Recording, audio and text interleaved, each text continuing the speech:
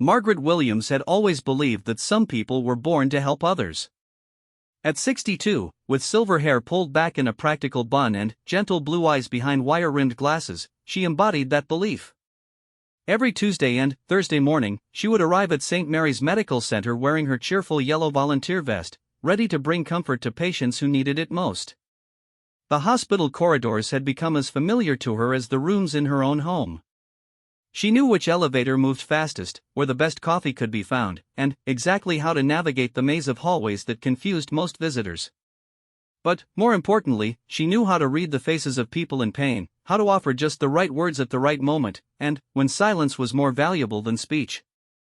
Margaret's journey to becoming a volunteer had begun 3 years earlier, following the death of her husband Robert after a long battle with cancer. During those final months in the hospital, she had witnessed both the clinical efficiency of modern medicine and the profound need for human warmth that no technology could provide. A young nurse named Sarah had shown her such kindness during Robert's darkest hours that Margaret knew she wanted to give back in the same way. Her volunteer training had been thorough but could never fully prepare someone for the emotional weight of hospital work. She learned about patient confidentiality, proper hygiene protocols, and how to assist with basic comfort needs. What the training couldn't teach was how to hold space for grief, how to celebrate small victories, or how to maintain hope when medical outcomes looked grim. Margaret's specialty became the trauma ward, where patients arrived in various states of crisis. Some came from car accidents, others from workplace injuries, and, increasingly, wounded soldiers returning from overseas deployments. She had a gift for connecting with people during their most vulnerable moments, offering practical help like fetching water or adjusting pillows, while also providing the deeper comfort of genuine human presence. On this particular Tuesday morning in late September, Margaret arrived to find the trauma ward busier than usual. 3 ambulances had arrived during the night, and the staff moved with the focused intensity that indicated serious cases. She checked in with Sandra, the charge nurse who had become both colleague and friend over the years. "We've got a full house today, Margaret," Sandra said, scanning her clipboard while juggling a ringing phone. 2 motor vehicle accidents and a military transport that came in around midnight. The soldier in room 12 could probably use some company if you're up for it. Margaret nodded, collecting her usual supplies from the volunteer station. She always carried a small bag containing tissues, lip balm, hand lotion, and a few paperback books. Sometimes patients wanted to talk, sometimes they preferred distraction, and occasionally they just needed someone nearby while they slept. She had learned to follow their lead. Room 12 was quieter than the others, with monitors beeping steadily and morning sunlight filtering through partially closed blinds. The young man in the bed appeared to be sleeping, his face turned toward the window. Margaret could see bandages covering his left arm and shoulder, with additional dressings visible beneath the hospital gown. His chart indicated multiple shrapnel wounds and a concussion, stable but requiring observation. She settled into the bedside chair, pulling out a book to read while he rested. This was often how her visits began, simply being present until patients woke naturally and decided whether they wanted interaction. Some days she would sit for hours, occasionally adjusting a blanket or noting when someone seemed restless, but otherwise maintaining a peaceful vigil. Around noon, the young soldier stirred, blinking slowly as consciousness returned. Margaret waited, allowing him time to orient himself before offering a warm smile. "Good afternoon," she said gently. "I'm Margaret, one of the volunteers here. How are you feeling?" The soldier, who appeared to be in his early 20s with short brown hair and serious dark eyes, studied her face carefully before responding. "Like I got hit by a truck," he admitted, his voice hoarse. "How long have I been here?" "Since last night, according to the nurses." "You're at St. Mary's Medical Center. Is there anything I can get you? Some ice chips or water?" He nodded gratefully, and Margaret poured water from the bedside pitcher, holding the straw steady while he drank. She had performed this simple act hundreds of times, but something about his intense gaze made her feel he was memorizing her face. "I'm Jake," he said after finishing the water. "Jake Morrison. Thank you for the water, and for being here. I know you probably don't remember me, but this isn't the first time you've helped me." Margaret felt puzzled but didn't want to make him feel bad if her memory was failing. "I meet so many people here, Jake." If we've crossed paths before, I'm sorry I don't recall the specific occasion. Jake shifted slightly, wincing from his injuries. It wasn't here at the hospital. It was about 4 years ago, downtown near the bus station. Late at night, raining pretty hard. You probably thought I was just another homeless person asking for money. The memory came flooding back with startling clarity. Margaret remembered that night vividly because it had been so unusual for her to be downtown after dark. She had been returning from her book club meeting when her car broke down, and, while waiting for roadside assistance, she had encountered a young man who seemed lost and desperate. "You were soaking wet," she said slowly, the details crystallizing. "You had a duffel bag and you were trying to find the recruitment office. You said you needed to enlist but didn't know where to go or how to get started." Jake's face lit up despite his obvious discomfort. "That's right. I was pretty messed up back then. My mom had just died, I'd lost our apartment because I couldn't keep up with rent, and I was sleeping rough for about a week. I was ready to give up on everything." Margaret remembered the young man's desperation that night, how he had seemed to be fighting tears while explaining that military service felt like his only option for rebuilding his life. She had driven him to an all-night diner, bought him a meal, and helped him look up information about military recruitment on her phone. More importantly, she had listened to his story without judgment and helped him see that he had options. "You gave me your business card from the insurance company where you used to work," Jake continued. "You told me to call if I needed help with paperwork or if I ran into problems with the enlistment process. But, more than that, you treated me like I was worth something when I felt like garbage." The conversation that night came back to Margaret in fragments. Jake had told her about his mother's death from diabetes complications, how he had dropped out of college to care for her, and how her medical bills had consumed what little savings they had. After her death, he had been overwhelmed by debt and grief, sleeping in his car until it was repossessed, then moving to park benches and doorways. "You called me a few weeks later," Margaret said, remembering how surprised she had been to hear from him. "You wanted to let me know you had successfully enlisted and would be shipping out for basic training soon." "That's right. And you sent me a care package during basic training with cookies and books and a letter telling me how proud you were that I was building a new life. I still have that letter." Margaret felt tears gathering in her eyes. She had sent that package on impulse, hoping it would reach him and provide some comfort during what she knew was a difficult transition. She had wondered many times over the years whether he had received it and how his military service was going. "I carried that letter with me through 2 deployments," Jake said. "Whenever things got really tough, I would read it and remember that someone back home believed in me. Your kindness that night changed the entire direction of my life." The magnitude of this revelation was almost overwhelming for Margaret. She had always hoped her volunteer work made a difference, but the connection was usually immediate and obvious. To discover that a brief encounter years earlier had had such lasting impact felt both humbling and profound. "Tell me about your service," she said, settling back in her chair. "What was it like?" Jake's expression grew thoughtful as he considered how to summarize 4 years of military experience. "Basic training was exactly as hard as everyone said it would be, but I was motivated in a way I had never been before. Having a real purpose, being part of something bigger than myself, it gave me focus I didn't know I could have." He described his specialty in communications equipment, how he had been stationed first in Germany for advanced training, then deployed to Iraq and later Afghanistan. The work was challenging and often dangerous, but he had thrived in the structured environment and formed close bonds with his unit members. The hardest part wasn't the danger or the long hours, Jake reflected. It was being so far from home and knowing that I didn't really have anyone to write to except a few army buddies. I mean, I had some extended family, but we weren't close after Mom died. That letter from you was basically my only connection to home." Margaret felt a profound sadness hearing this.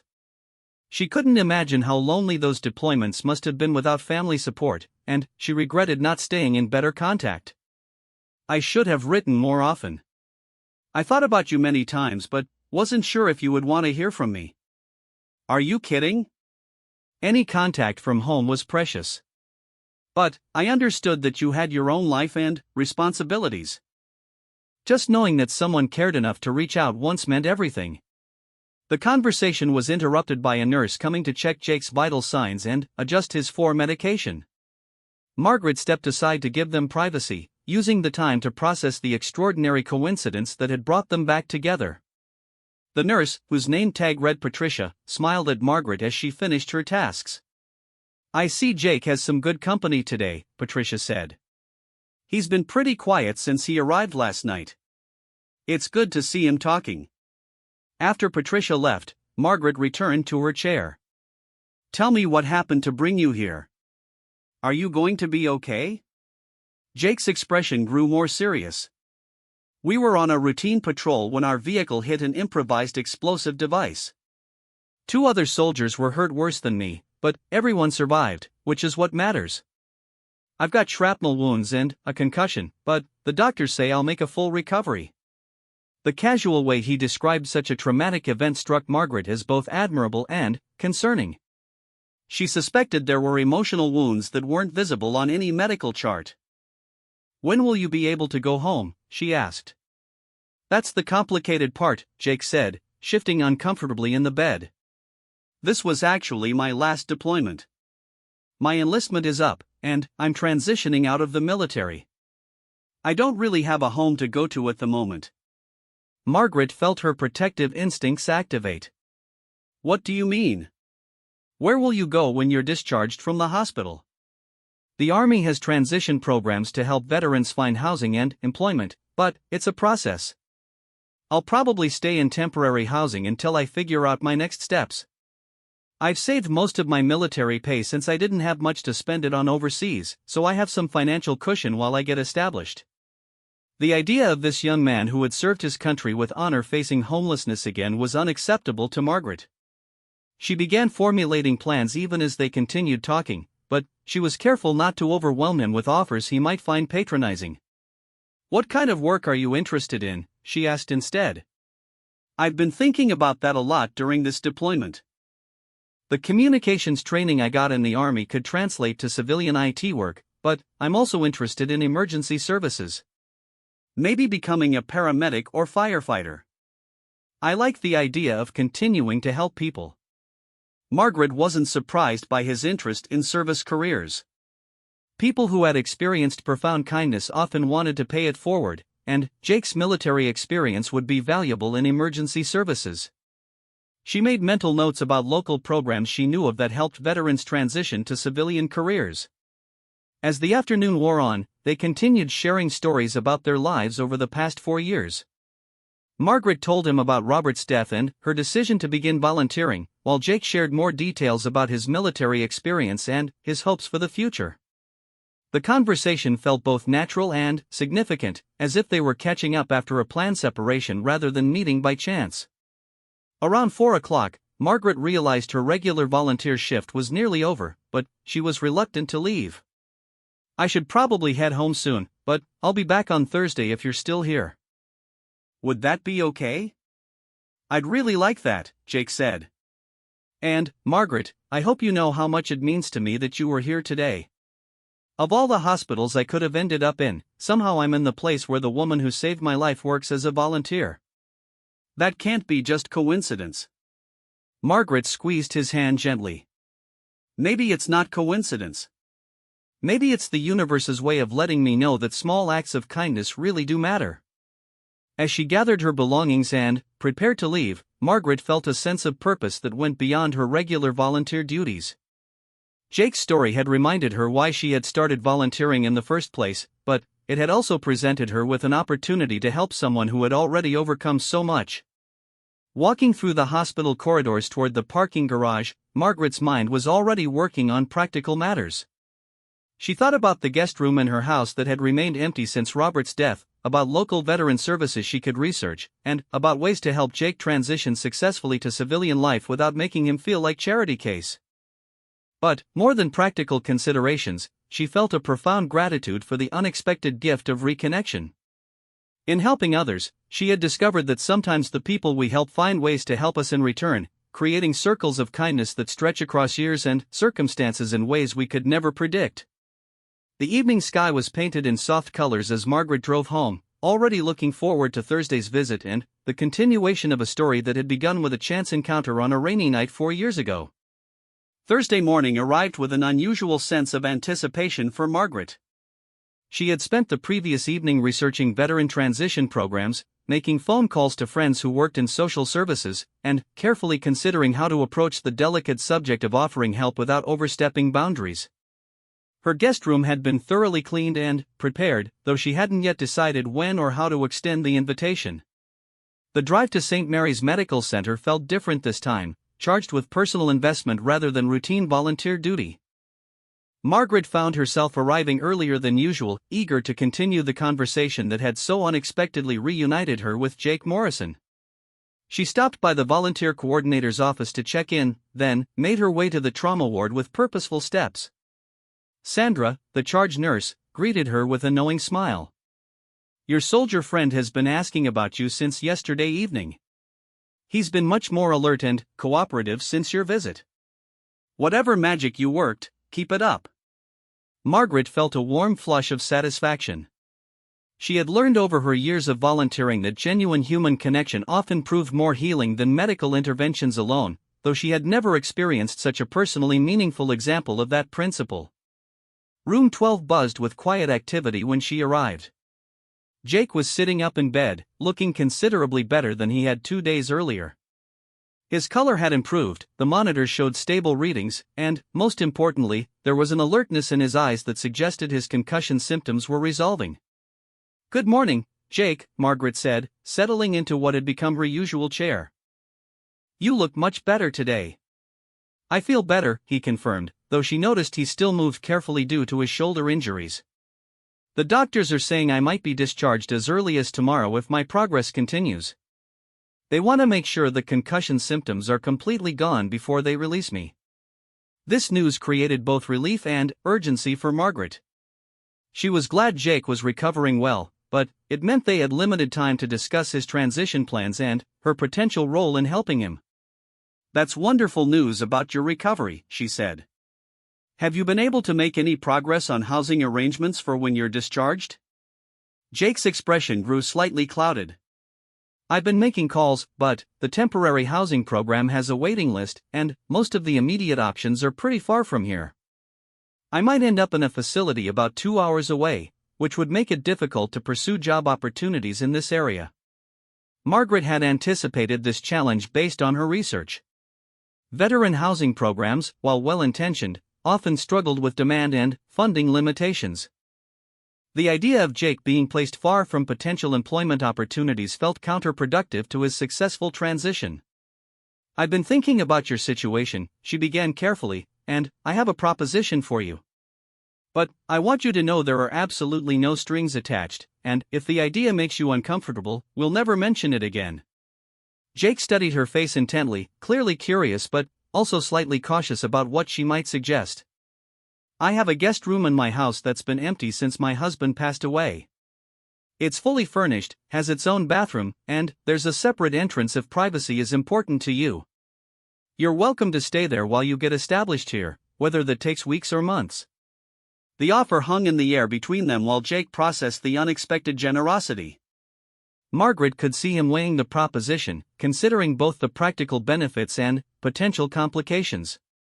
"Margaret, that's incredibly generous, but I can't accept such a major favor.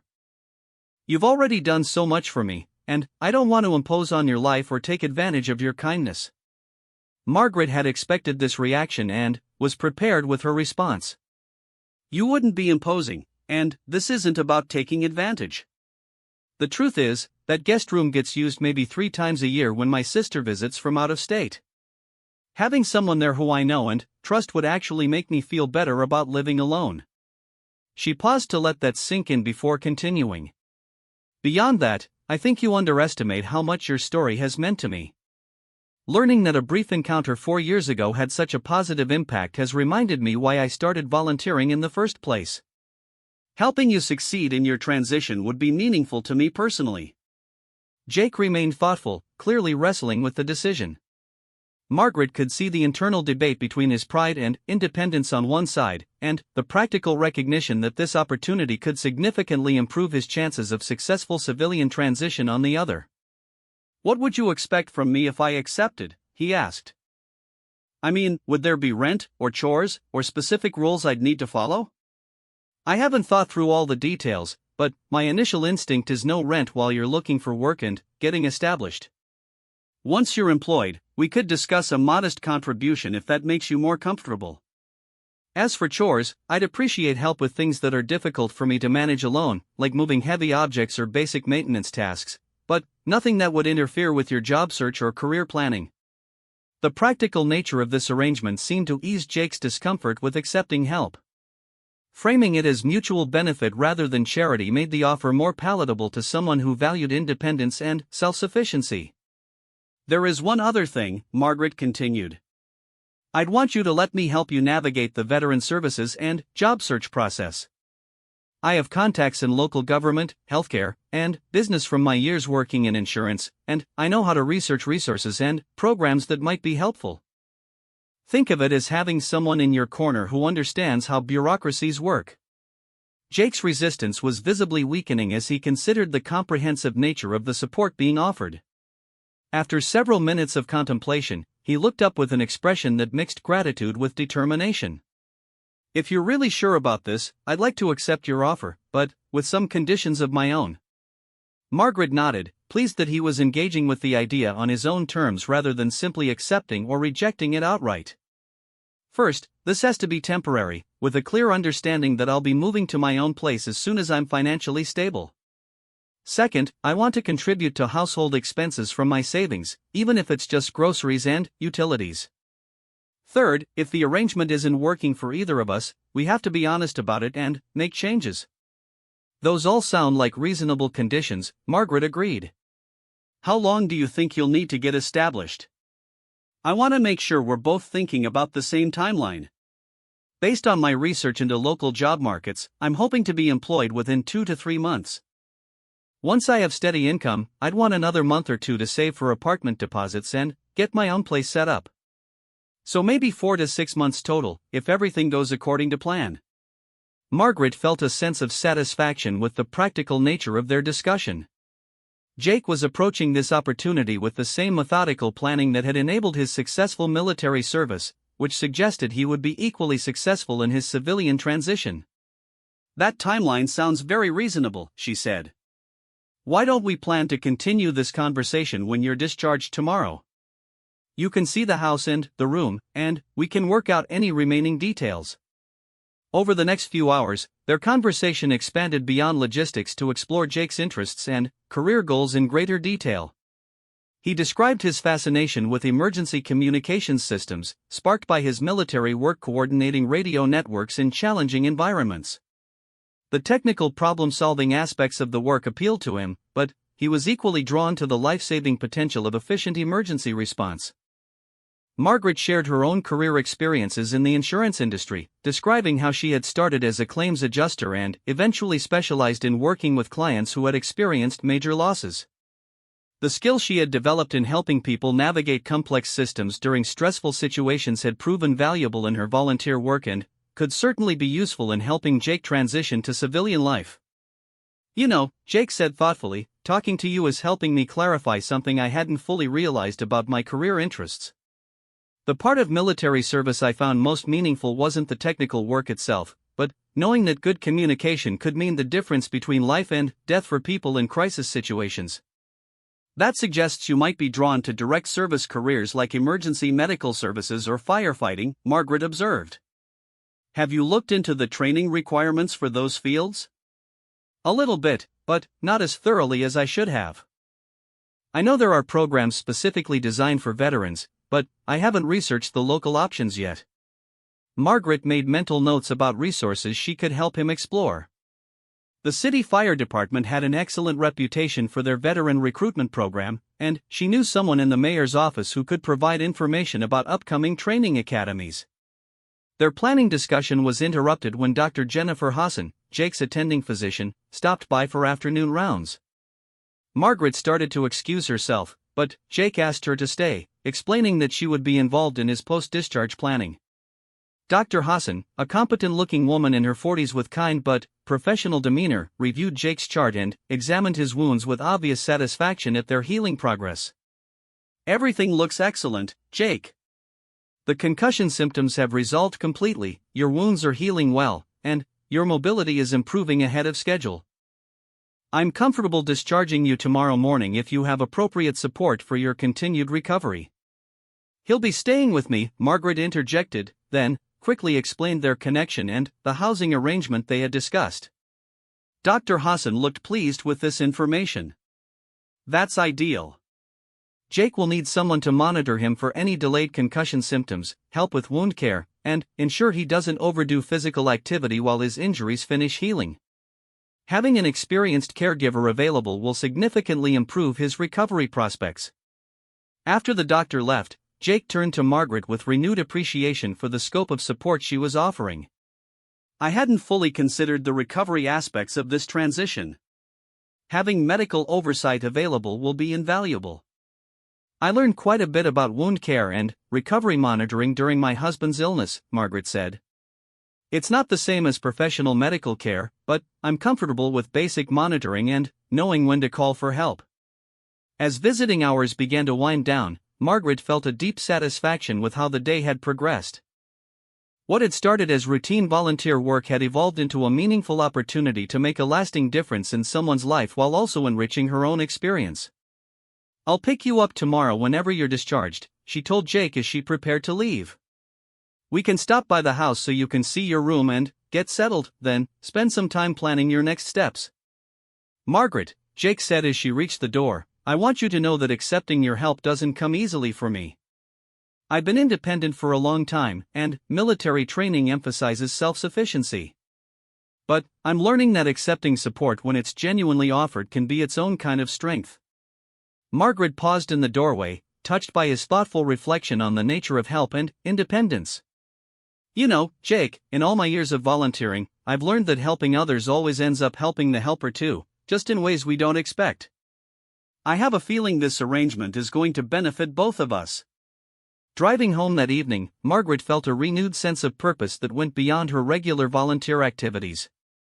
The guest room that had sat empty for months would again serve its intended purpose of welcoming someone who needed temporary shelter. More than that, she had the opportunity to help someone who had already demonstrated resilience and determination, maximizing the chances that her support would result in long-term positive outcomes.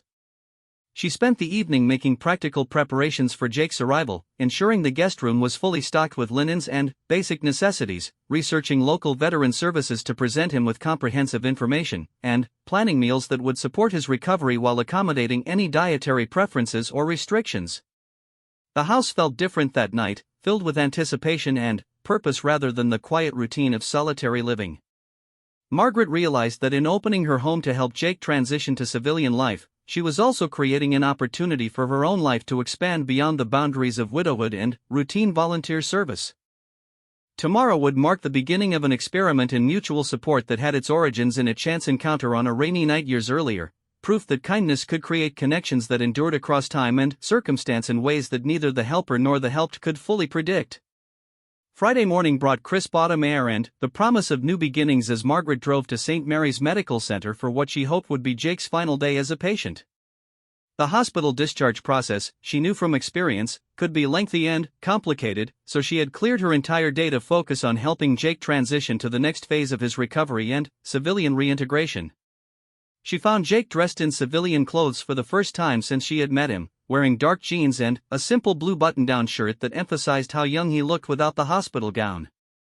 His movements were still careful due to his shoulder injuries, but his posture conveyed determination and readiness to move forward. "Good morning," Margaret said, noting the packed duffel bag beside his bed. "Are you ready to get out of here?" "More than ready," Jake replied, though she detected a hint of nervousness beneath his enthusiasm. "Dr. Hassan finished the discharge paperwork about an hour ago. I'm just waiting for the final medication instructions and follow-up appointment scheduling." Margaret settled into her familiar bedside chair, understanding that hospital bureaucracy operated on its own timeline regardless of patient readiness. They used the waiting time to review the practical arrangements they had discussed, ensuring both of them felt comfortable with the expectations and boundaries of their living arrangement. "I've been thinking more about the job search process," Jake said. "I know I need to start immediately, but I'm not sure about the best approach for translating military experience to civilian employment applications." "That's something we can work on together," Margaret assured him. "I have experience reviewing resumes and conducting interviews from my insurance work, and there are veteran employment services that specialize in exactly that kind of translation. We'll make sure your applications effectively communicate your skills and experience." Patricia, the nurse who had been caring for Jake throughout his stay, arrived with his discharge instructions and medication schedule. Margaret listened carefully as she reviewed the wound care procedures, pain management guidelines, and signs of complications that would require immediate medical attention. "He's been an exemplary patient," Patricia told Margaret. "Very cooperative and motivated to heal properly. Just make sure he doesn't try to do too much too soon. Men his age often think they're invincible." Jake accepted the gentle teasing with good humor, though Margaret could see his eagerness to regain full independence. The drive to prove himself capable would be both an asset and a potential liability during his recovery period. The discharge process finally concluded around noon, and Margaret helped Jake carry his belongings to her car. As they drove through the city toward her neighborhood, she pointed out landmarks and locations that might be relevant to his job search and daily life. "The Veteran Services Office is in that government complex," she said, indicating a cluster of official buildings. "The Fire Department Training Academy is about 10 minutes from there, and the main hospital where they often hire emergency medical technicians is just down this street." Jake absorbed this information while studying the neighborhoods they passed through, clearly taking mental notes about the geography of his temporary new home. Margaret's house was located in an established suburban area with tree-lined streets and well-maintained homes that suggested stability and community. "This is it," Margaret announced as they pulled into the driveway of a modest two-story colonial house with blue shutters and a welcoming front porch. "Home sweet home, at least for the next few months." Jake studied the house with obvious appreciation for its comfortable, lived-in appearance. The landscaping was neat but not overly manicured, with mature trees providing shade and a small garden showing the last flowers of the growing season. Margaret led him around to the side entrance that provided direct access to the guest room, wanting to emphasize his privacy and independence within the overall living arrangement. The room was spacious and comfortable, with a queen-sized bed, desk, dresser, and reading chair positioned near a large window that overlooked the backyard. "This is perfect," Jake said, setting his duffel bag on the desk chair. "It's more space and privacy than I had in most of my military housing." "Are you sure you won't let me pay rent for this?" "We agreed on contributing to household expenses once you're employed," Margaret reminded him. "For now, focus on getting settled and starting your job search. There will be plenty of time to work out financial arrangements later." She showed him the private bathroom, explained how the heating system worked, and provided keys for both the side entrance and main house. The practical tour concluded in the kitchen, where she had prepared lunch and assembled information packets about local veteran services, employment resources, and community programs. "I've been busy doing research," Margaret said, indicating the organized folders on the kitchen table. "There's information about 3 different veteran employment programs, details about emergency services training academies, and contact information for people I know who work in fields that might interest you." Jake spent the afternoon reviewing the materials while Margaret prepared dinner, occasionally asking questions about specific programs or requesting clarification about local employment trends. His systematic approach to gathering information reminded her of his military training, but she was pleased to see him adapting those skills to civilian planning. "This is incredibly thorough," he said, looking up from a folder about EMT training programs. "You've basically created a comprehensive transition plan." "This would have taken me weeks to research on my own." "That's the advantage of having someone who knows how local systems work," Margaret replied. "I've learned that getting the right information quickly can make a huge difference in outcomes, whether it's insurance claims or job searches." Over dinner, they discussed Jake's priorities for the coming weeks.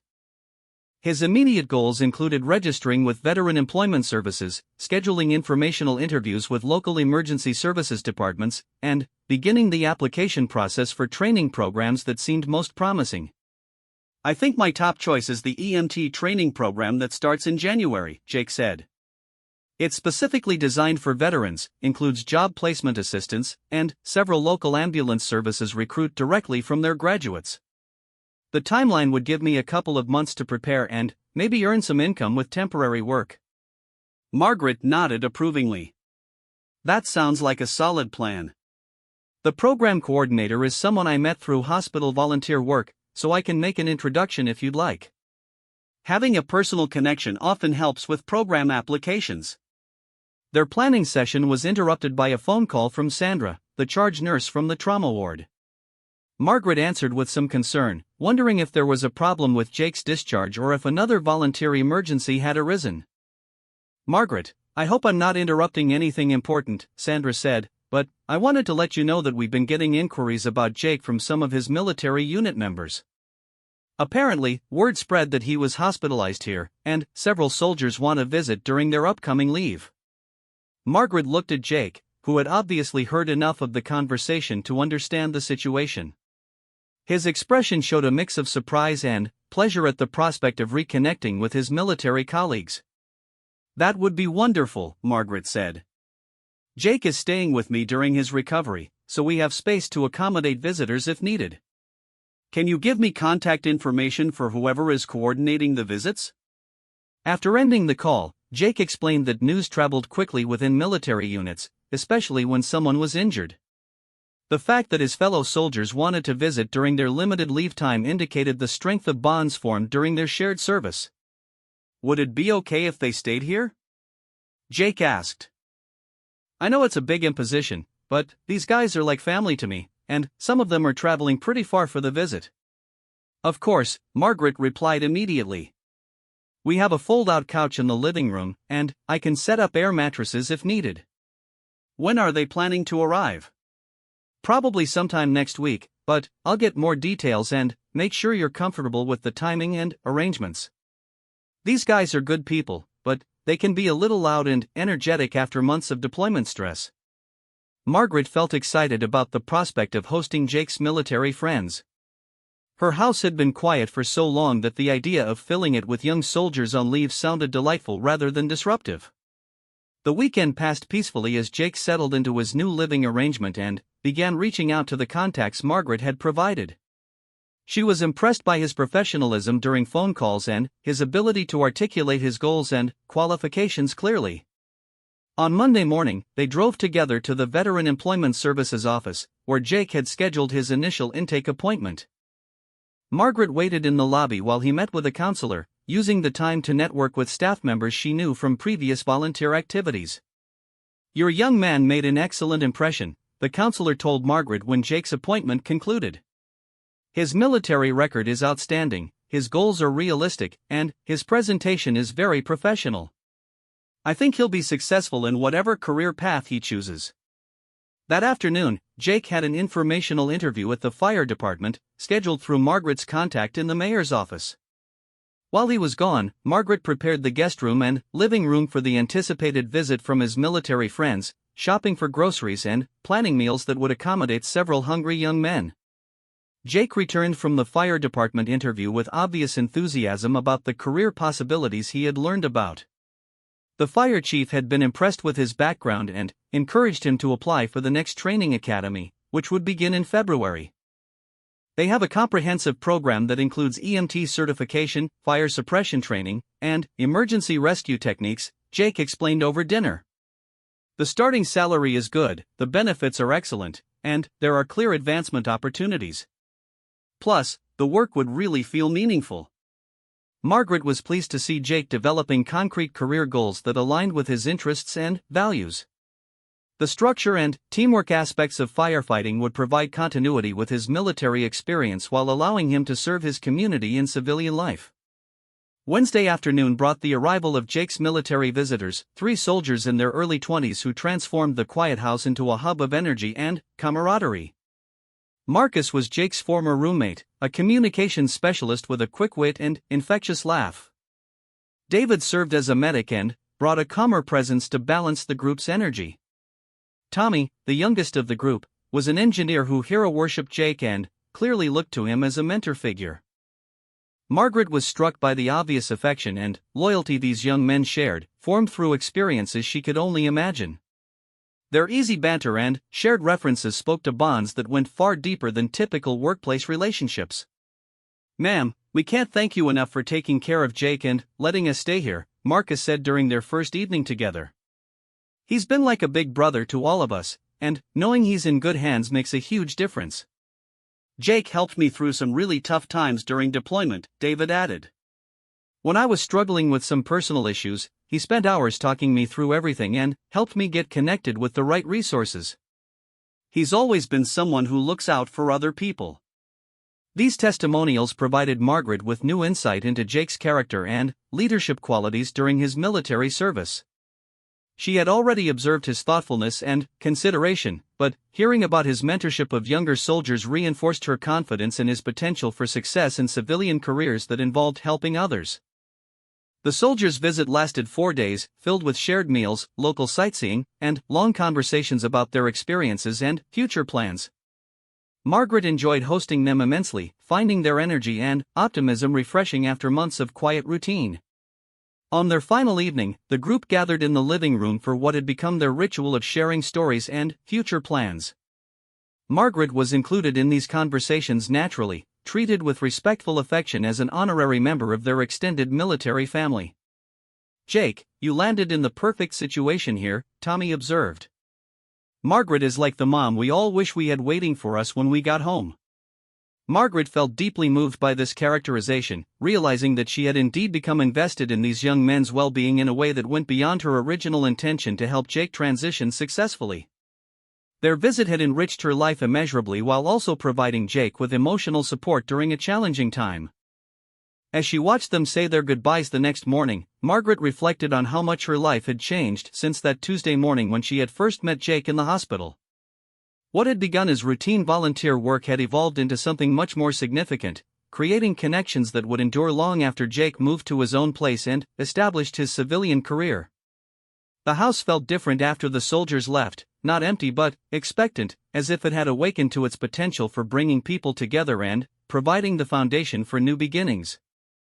Margaret realized that opening her home to Jake had opened her life to possibilities she hadn't even known she was missing. 3 months after Jake's discharge from the hospital, Margaret's house had transformed into something she had never expected, a launching pad for new dreams and a gathering place for an extended family of choice. The quiet routine of widowhood had been replaced by the purposeful energy of supporting someone's transition to civilian life, and Margaret found herself more engaged with her community and future than she had been in years. Jake had proven to be everything she had hoped when she offered him temporary housing. He was considerate, responsible, and genuinely helpful around the house, taking care of maintenance tasks that had been challenging for her to manage alone. More importantly, his presence had brought life and purpose back to rooms that had felt too empty since Robert's death. The morning routine they had established worked well for both of them. Jake would wake early for his job search activities or temporary work, while Margaret prepared for her volunteer shifts at the hospital. They often shared breakfast, using the time to review Jake's progress and plan for upcoming opportunities or challenges. "I heard back from the fire department yesterday," Jake announced over coffee on a Tuesday morning in late December. "I've been accepted into the February training academy. The program starts February 3rd and runs for 16 weeks. Margaret felt a surge of pride and excitement at this news. Jake had worked steadily toward this goal, completing all the prerequisite courses, maintaining excellent physical fitness despite his recent injuries, and impressing everyone he met during the application process. "That's wonderful news, Jake. I knew they'd recognize your qualifications and dedication. How are you feeling about starting the program?" "Excited and nervous," Jake admitted. "It's been almost 5 months since I left the military, and while the transition has gone better than I ever imagined, starting this program feels like the real beginning of my civilian career." Margaret understood his mixed emotions. The fire department training would be demanding and would ultimately lead to permanent employment that might require him to move to his own apartment near the fire station. While this represented success for their arrangement, it also meant their daily interaction would end. "Have you started looking for apartments near the training facility?" she asked, though part of her hoped he might delay that search. "I've done some preliminary research, but I wanted to talk to you about timing. The training program requires full-time commitment, and I'll be getting a small stipend during the 16 weeks, but not enough to cover apartment rent and utilities. Would it be possible for me to stay here during the training period?" Margaret felt relieved and pleased by this request. "Of course you can stay here during the training. In fact, I'd prefer it. Having you here during such an intensive program means I can help support your success by handling daily logistics so you can focus entirely on your studies." The conversation was interrupted by a phone call from Sandra at the hospital. Margaret had maintained her regular volunteer schedule throughout Jake's stay, though her perspective on the work had evolved significantly since their reunion. "Margaret, I have an unusual request," Sandra said after their usual pleasantries. "We've had several families of wounded soldiers ask specifically for you when they're dealing with their loved one's hospitalization. Word has spread about your work with Jake, and, apparently, military families are requesting the volunteer who understands what they're going through." This news surprised and touched Margaret deeply. She had always tried to provide compassionate care to all patients, but she hadn't realized that her experience with Jake had given her special insight into military family concerns. "I'd be honored to work with military families," Margaret replied. "What would that involve?" "We're thinking about formalizing it into a specialized volunteer position. You'd still do general volunteer work, but you'd also be specially assigned to military patients and their families. The position would involve more training and probably more hours, but it would also come with additional support and resources." After ending the call, Margaret shared this development with Jake, who beamed with obvious pride at hearing how their story had impacted other families dealing with similar challenges. "Margaret, that's incredible. You've learned so much about veteran issues and transition challenges through helping me. Having that knowledge available to other families could make a huge difference in their experience." Margaret realized that her relationship with Jake had indeed provided her with insights and skills that could benefit others facing similar transitions. The idea of specializing in military family support felt like a natural evolution of her volunteer work and a way to honor the impact Jake had had on her own life. Over the following weeks, as Jake prepared for his training program and Margaret explored the specialized volunteer position, their household routine evolved to accommodate new priorities and commitments. Jake spent increasing amounts of time on physical fitness and emergency response preparedness, while Margaret attended additional training sessions at the hospital. The specialized military family volunteer program proved to be both challenging and deeply rewarding. Margaret worked with families dealing with combat injuries, PTSD diagnoses, and difficult transitions home from deployment. Her experience with Jake provided her with credibility and understanding that enhanced her ability to offer practical support and emotional comfort. "Mrs. Williams, you're the first volunteer who really understood what we're dealing with," one military spouse told her during a particularly difficult hospital stay. "You know what questions to ask and what resources we need. It makes such a difference to feel like someone gets it." Jake's fire department training began in February as scheduled, bringing new rhythms to their shared living arrangement. His days started before dawn with physical training, followed by classroom instruction in emergency procedures, and often concluded with evening study sessions. Margaret adjusted her schedule to provide support without interference, preparing meals he could eat quickly and maintaining quiet environments for his studying. "This program is everything I hoped it would be," Jake shared during one of their brief evening conversations. "The instructors are excellent, the other trainees are motivated and supportive, and the material is challenging but manageable. I feel like I'm finally building towards something meaningful." Margaret could see the confidence and purpose growing in Jake as he progressed through his training. The structure and mission-focused environment reminded her of his military-bearing butt, with the additional satisfaction of civilian career development. In April, two significant developments occurred that would reshape both of their futures. Jake received his assignment to Fire Station 12, located about 20 minutes from Margaret's house, which meant he could continue living there if he chose. Simultaneously, Margaret was offered a full-time position coordinating the hospital's military family support program. They want me to develop a comprehensive program that includes volunteer coordination, family support services, and community partnership development, Margaret explained to Jake over dinner. It would mean leaving my insurance work completely and focusing entirely on this mission. Jake studied her carefully. How do you feel about such a major career change at this stage of your life? Terrified and excited, Margaret admitted. I never expected to find a new professional calling at 62, but this work feels more meaningful than anything I've done since Robert died. Working with military families has given me a sense of purpose that I thought I'd lost permanently. They spent the evening discussing the practical implications of both their new career developments. Jake would be earning enough as a firefighter to contribute significantly to household expenses, while Margaret's new position would provide financial security and professional fulfillment. I have a proposal, Jake said as their conversation wound down. What if instead of me looking for my own apartment, we made this arrangement permanent? You could use the rent income from a long-term tenant, and I'd benefit from the stability and support of living with someone who understands my career and background. Margaret felt a warm rush of happiness at this suggestion. Over the past 6 months, Jake had become like the son she and Robert had never had, and the idea of continuing their household arrangement indefinitely felt perfect. I think that's an excellent idea, she replied. We work well together, and having you here has made this house feel like a home again instead of just a place where I live alone. The transition to their permanent living arrangement happened naturally over the following months. Jake's room was redecorated to reflect his established residency, and they began referring to the space as our home rather than Margaret's house with a temporary guest. Jake excelled in his new career as a firefighter, earning commendations for his performance during several emergency responses and quickly being identified for leadership development. Margaret thrived in her role developing the military family support program, which gained recognition throughout the hospital system for its innovative approach and impressive outcomes. Their story began attracting attention beyond the hospital, and they were invited to speak at conferences about veteran transition support and the importance of community connections in successful reintegration. Standing together at these events, they represented the profound impact that individual acts of kindness could have when combined with mutual respect and genuine commitment to helping others succeed. We often get asked whether our arrangement is unusual, Margaret would tell audiences, and I suppose it is.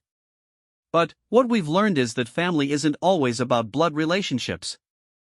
Sometimes it's about people who choose to support each other through life's challenges and celebrate each other's successes.